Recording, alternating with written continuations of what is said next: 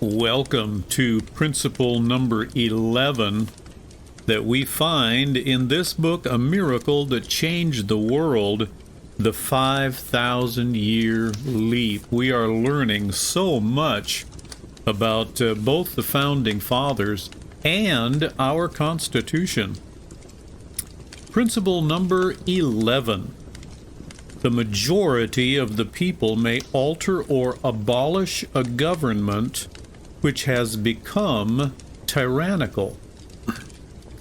The founders were well acquainted with the vexations resulting from an abusive, autocratic government which had imposed injuries on the American colonists for 13 years in violation of the English Constitution.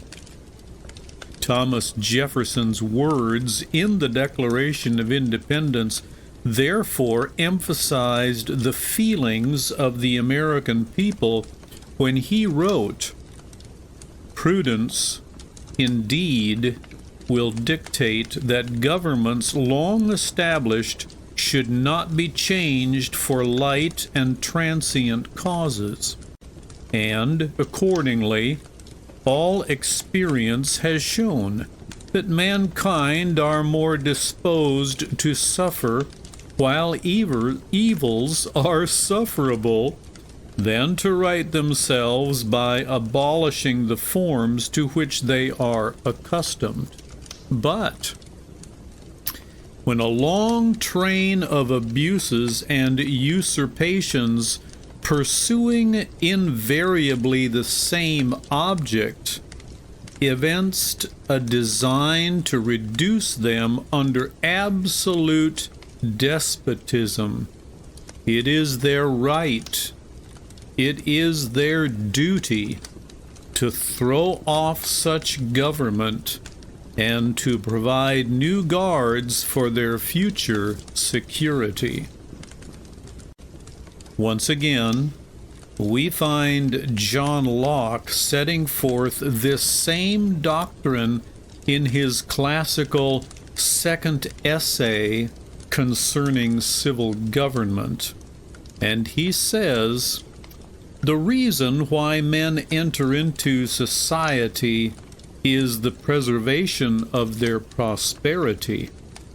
Therefore, whenever the legislatures endeavor to take away and destroy the property of the people, or to reduce them to slavery under arbitrary power, they, the officials of government, put themselves into a state of war with the people, who are thereupon absolved from any further obedience, and are left to the common refuge which God hath provided for all men against force and violence.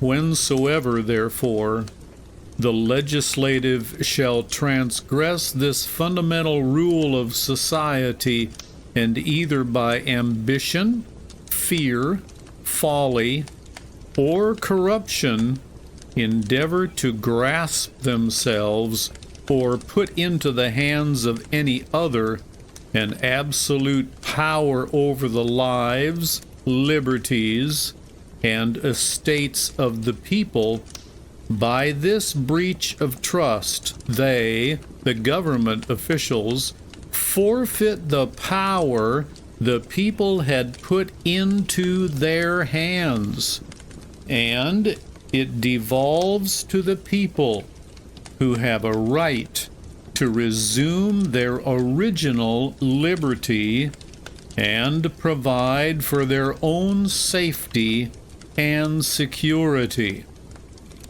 Boy, that's a mouthful. Now here is a new topic. Power resides in the majority.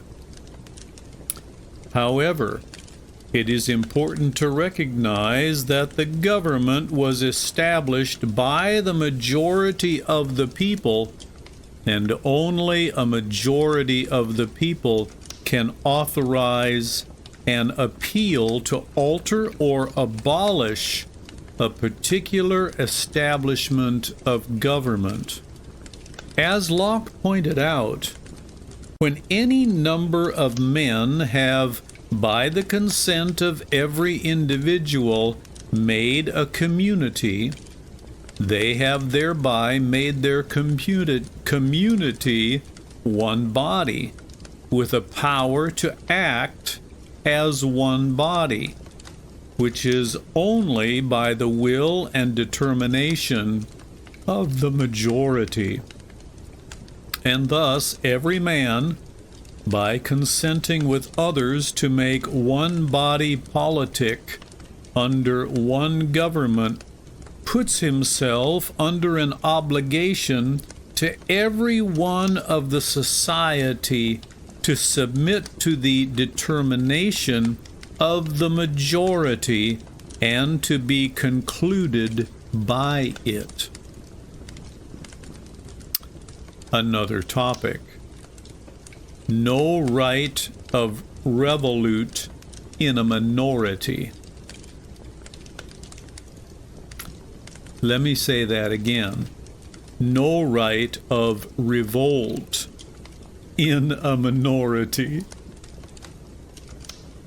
This being true, Locke pointed out that there is no right of revolt in an individual, a group, or a minority, only in the majority, as he stated elsewhere.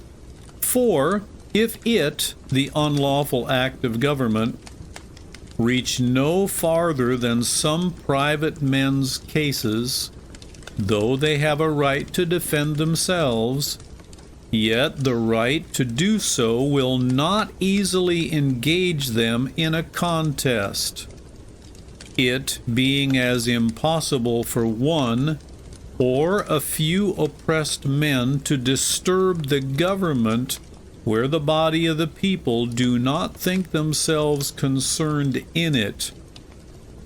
But if either these illegal acts have extended to the majority of the people, or if the mischief and oppression has light struck only on some few, but in such cases as the precedent and consequences seem to threaten all, and they are persuaded in their consciences that their laws, and with them their estates, liberties, and lives are in danger, and perhaps their religion too, how they will be hindered from resisting illegal force used against them, I cannot tell.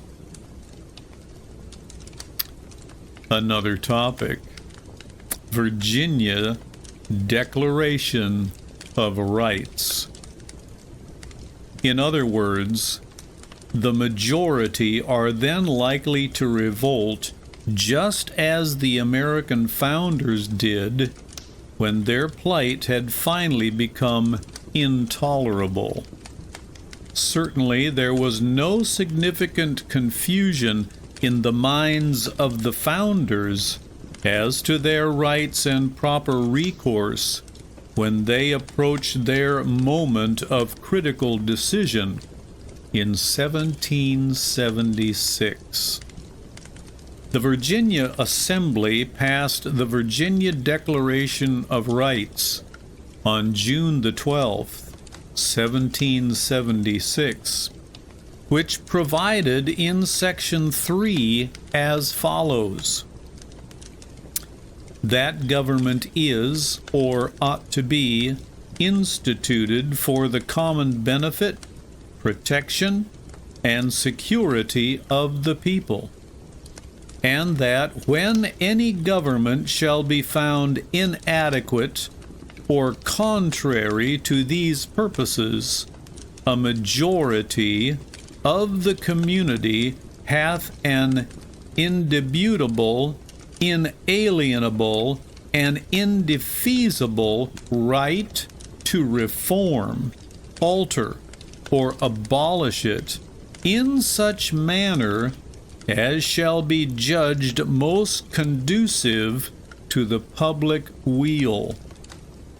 So, granted that the people are sovereign, and the majority of them can take over whenever necessary to restructure the political machinery and restore liberty, what is likely to be the best form of government which will preserve liberty? The answer to this question was a favorite theme of the American national builders.